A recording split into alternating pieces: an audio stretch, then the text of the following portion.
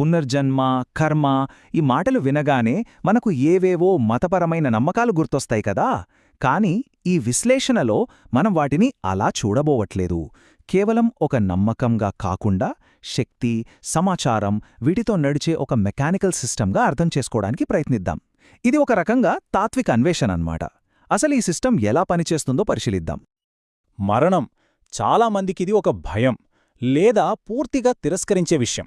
కాని సనాతన ధర్మం దీనికి ఒక చాలా భిన్నమైన నమూనానిచ్చింది. అది మరణాన్ని ఒక అంతంగా కాకుండా ఒక భ్రమగా చూసింది. ఈ విశ్లేషణలో మనం లోతుగా అన్వేషించబోయే ఆలోచన ఇదే. ఇది ఏదో ఊహ కాదు.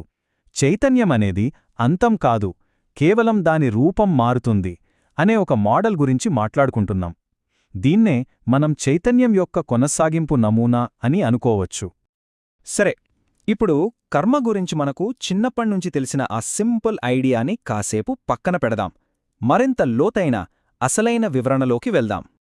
చూడండి, మంచి చేస్తే మంచి జరుగుతుంది, చెడు చేస్తే చెడు జరుగుతుంది. ఇది మన అందరికీ తెలిసిన విషయమే. చిన్నప్పుడు మనకు చెప్పే కథల్లాంటిది. సమాజాన్ని ఒక పద్ధతిలో ఉంచడానికి ఇది బహుశా ఉపయోగపడొచ్చు. కాని ఋషులు చెప్పిన అసలైన మోడల్తో పోలిస్తే ఇది చాలా చాలా సింపుల్ వర్షన్. వాళ్ళు చెప్పిందేంటంటే, ఇది ఎవరో పైన కూర్చుని తీర్పు చెప్పే వ్యవహారం కాదు. ఇది సింపుల్గా కాజ్ అండ్ ఎఫెక్ట్, కారణం మరియు ఫలితం అంతే. ఫిజిక్స్లో ఉంటుంది గదా, ప్రతి యాక్షన్కి ఒక రియాక్షన్ ఉంటుందని. అచ్చం అలాగే అన్నమాట. ఇక్కడే అసలు ఫౌండేషన్ మొదలవుతుంది. మన జ్ఞాపకాలు, మన అనుభవాలు ఇవన్నీ కేవలం మన బ్రెయిన్ అనే ఒక హార్డ్వేర్లో మాత్రమే స్టోర్ అయి ఉండవు అనే కాన్సెప్ట్ని ఇప్పుడు చూద్దాం. ఇది నిజంగా చాలా ఆసక్తికరమైన విషయం. ఈ రోజుల్లో జరుగుతున్న కొన్ని రీసెర్చ్లలో కూడా కొన్ని అద్భుతమైన ఆధారాలు దొరుకుతున్నాయి. ఉదాహరణకి, హార్ట్ ట్రాన్స్ప్లాంట్ చేయించుకున్న కొందరికి ఆ గుండెను దానం చేసిన వాళ్ల ఇష్టాలు, అలవాట్లు రావడం లాంటివి జరిగాయి. అంటే మెమరీ అనేది కేవలం మెదడుకు మాత్రమే సంబంధించింది కాదేమో అనే డౌట్ వస్తుంది. ఇవన్నీ చూస్తుంటే ఏమనిపిస్తుందంటే, మెమరీ అనేది ఒక హార్డ్వేర్ స్టోరేజ్లా కాకుండా ఒక ఇన్ఫర్మేషన్ ఫీల్డ్లాగా పనిచేస్తుందేమో. మన ప్రాచీనులు ఈ ఫీల్డ్నే సూక్ష్మ శరీరం అన్నారు. సింపుల్గా చెప్పాలంటే, ఇది మన చైతన్యానికి సంబంధించిన డేటా అంతటినీ మోసుకెళ్లే ఒక వాహనం లాంటిది. మన ఆలోచనలు, మన ఎమోషన్స్ ప్రతీదీ ఒక ఎనర్జీ ఫీల్డ్ని క్రియేట్ చేస్తుంది. శరీరం చనిపోయినప్పుడు కూడా ఈ ఎనర్జీ ఫీల్డ్స్ మాయమైపోవు, కేవలం వాటి రూపం మారుతుంది. ఇది అచ్చం law of conservation of energy లాంటిది. శక్తిని సృష్టించలేం, నాశనం చేయలేం, కేవలం ఒక రూపం నుంచి మరో రూపంలోకి మార్చగలం, అంతే.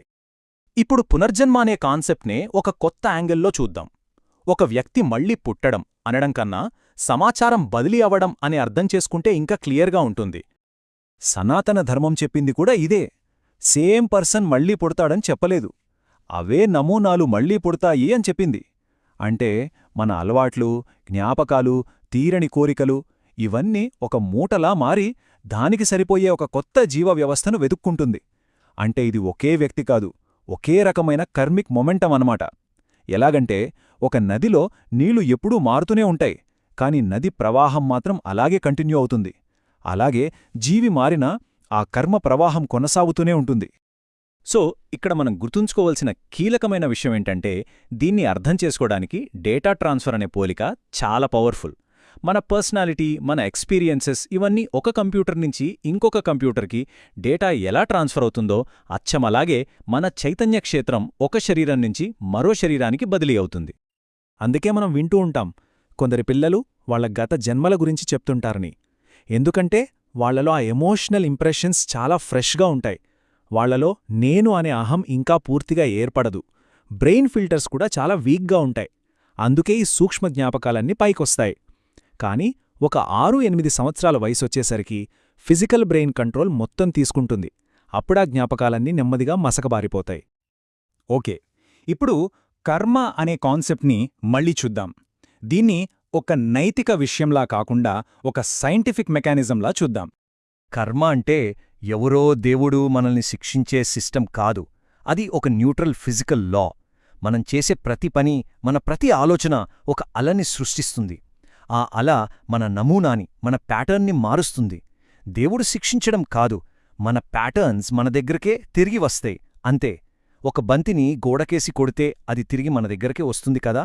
అక్కడ గోడ మనల్ని శిక్షించట్లేదు, అది కేవలం ఫిజిక్స్. దీని వెనకున్న మెకానిజం ఏంటంటే రెజనెన్స్ లేదా అనునాదం. అంటే ఒకే రకమైన ఫ్రీక్వెన్సీ ఉన్నవి ఒకదానికొకటి అట్రాక్ట్ అవుతాయి. సింపుల్గా చెప్పాలంటే మనం రేడియోలో ఒక పాట వినాలంటే ఆ స్టేషన్ ఫ్రీక్వెన్సీకి మన రేడియోని ట్యూన్ చెయ్యాలి. అచ్చం అలాగే ఒక చైతన్య నమూనా దాని వైబ్రేషన్కు మ్యాచ్ అయ్యే జీవితం వైపు, కుటుంబం వైపు ఆకర్షించబడుతుంది. ఇది న్యాయమో యాదృచ్ఛికమో కాదు, ఇది కేవలం రెజనెన్స్. సరే, ఇప్పటివరకు బానే ఉంది. కాని ఈ మొత్తం సిస్టంకి ఒక లక్ష్యం లేదా ఒక ముగింపు ఉందా? దాని గురించే ఇప్పుడు చూద్దాం. మోక్షం అనగానే చాలామందికి స్వర్గానికి వెళ్లడం అనే ఒక అపోహ ఉంటుంది. కాని అసలు విషయం అది కాదు. మోక్షం అంటే ఈ పునర్జన్మల చక్రాన్ని, ఈ సైకిల్ని ఆపేయడం. ఎప్పుడైతే పునర్జన్మకు కారణమయ్యే ఆ ఎనర్జీ, ఆ మొమెంటం పూర్తిగా జీరో అయిపోతుందో అప్పుడు మోక్షం వస్తుంది. మనలో ఎలాంటి అపరిష్కృత నమూనాలు, కర్మ అలలు లేనప్పుడు ఆ చైతన్యక్షేత్రం ప్రశాంతంగా, నిశ్చలంగా మారిపోతుంది. మొమెంటం లేకపోతే తిరిగి రావడం ఉండదు. వేగంగా తిరుగుతున్న బొంగరం ఆగిపోయినప్పుడు కింద పడిపోతుంది కదా, అలాగే ఈ కర్మవేగం ఆగిపోయినప్పుడు పునర్జన్మ చక్రం కూడా ఆగిపోతుంది. మోక్షమనే స్థితిని వివరించడానికి ఇంతకంటే అద్భుతమైన, కవితాత్మకమైన పోలిక ఉండదేమో. వ్యక్తిగత చైతన్యం అనే అల కదలడం ఆపి విశ్వచైతన్యం అనే ఆ మహాసముద్రంలో కలిసిపోతుంది. సో మొత్తానికి పునర్జన్మ వెనుకున్న మెయిన్ మెకానిజం ఇదే. ఇది ఒక లెర్నింగ్ ప్రాసెస్. మనలో అపరిష్కృతంగా ఉన్న శక్తి, సమాచారం దీన్ని నడిపిస్తూ ఉంటుంది. మనం అవే పాత కథలను రిపీట్ చేయడం ఆపేంత వరకు ఈ పాఠాలు నేర్చుకుంటూనే ఉంటాం. ఇది చాలా ముఖ్యమైన పాయింట్. ఈ సైకిల్ని బ్రేక్ చెయ్యాలంటే మార్గం ఒక్కటే: యాంత్రికంగా, అలవాటుగా జీవించడం మానేసి చైతన్యవంతంగా జీవించడం. అంటే మన ఆలోచనల్ని, మన పనుల్ని, మన అలవాట్లని గుడ్డిగా ఫాలో అవ్వకుండా వాటిని గమనిస్తూ స్పృహతో ఎంపిక చేసుకోవడం. చివరిగా ఈ మొత్తం విశ్లేషణను మన జీవితానికి కనెక్ట్ చేసే ఒక ప్రశ్నతో ముగిద్దాం. మనలో ఉన్న ఏ అలవాట్లు, ఏ నమూనాలు ఈ చక్రం నుంచి బయటపడటానికి, కరిగిపోవటానికి సిద్ధంగా ఉన్నాయి? ఆలోచించండి.